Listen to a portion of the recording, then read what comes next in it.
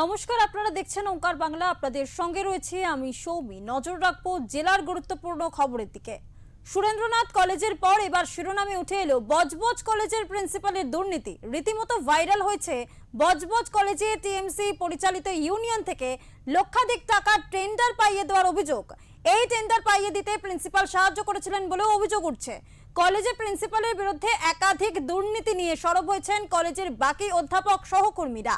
College fund থেকে ব্যক্তিগতভাবে স্বার্থে টাকা নেওয়া, অধ্যাপক বা অধ্যাপিকার পিএফ ফান্ডের টাকা থেকে কাটমানি নেওয়া, কলেজে অবৈধ নির্মাণ ইত্যাদি অভিযোগ উঠেছে ওই প্রিন্সিপালের বিরুদ্ধে।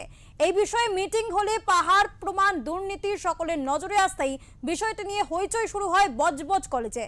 জানা গিয়েছে বজবজ কলেজের ম্যানেজিং কমিটির সদস্য ছিলেন বজবজে তৃণমূল কংগ্রেসের বিধায়ক অশোক দেব এছাড়াও বজবজ পৌরসভার চেয়ারম্যান তথা গৌতম দাশগুপ্ত কলেজের এই দুর্নীতির বিষয়ে জানা সত্ত্বেও কোনো পদক্ষেপ গ্রহণ করেননি।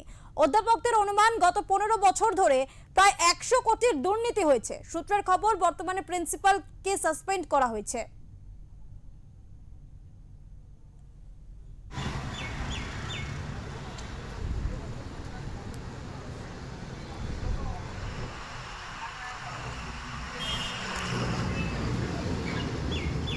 লিস্ট ধরলে সে একের পর এক শেষ করা যাবে এবং শেষমেশ আমরা নন টিচিংরা সবাই মিলে উনি আসার 6 মাসের মধ্যে আমরা প্রেসিডেন্টকে জানিয়েছিলাম যে ইনি দুর্নীতিগ্রস্ত লোক, এনার বিরুদ্ধে ব্যবস্থা নেন, কিন্তু সে ব্যবস্থা নেওয়া হয়নি। প্রেসিডেন্ট কে ছিলেন? প্রেসিডেন্ট আমার অশোক দেব, আমাদের এলাকার বিধায়ক।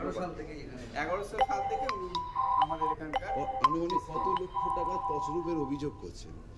সে তো বিশাল থেকে ধরলে তো প্রায় সংখ্যাটা বেশ কয়েক লক্ষ, মানে 8 লক্ষটা তো মানে জাস্ট একটা সংখ্যা, মানে এরকম করে ধরলে প্রায় 30-35 লক্ষ টাকা তো ছাড়িয়ে গেছে। কলেজে যে ওই যে কলেজে যে বিল্ডিংটা তৈরি হয়েছে আর কোনো বৈধ পারমিশন নেই? না, কোনো বৈধ পারমিশন নেই। আপনি বিল্ডিং দেখলেও বুঝতে পারবেন যে এটা পছন্দের লোককে দিয়ে করিয়ে দেওয়া হয়েছে, উইদাউট টেন্ডার পছন্দের লোককে দিয়ে ওই বিল্ডিং করানো হয়েছে। সেই পছন্দের লোকটা টেন্ডারটা পেয়েছে কে, তার নাম জানেন?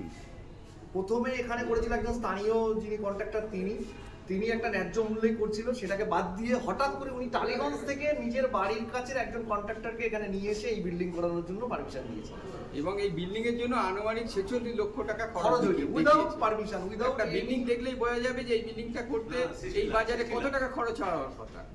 হ্যাঁ, 60 লাখ খরচ হয়েছে ওই বিল্ডিংটার জন্য।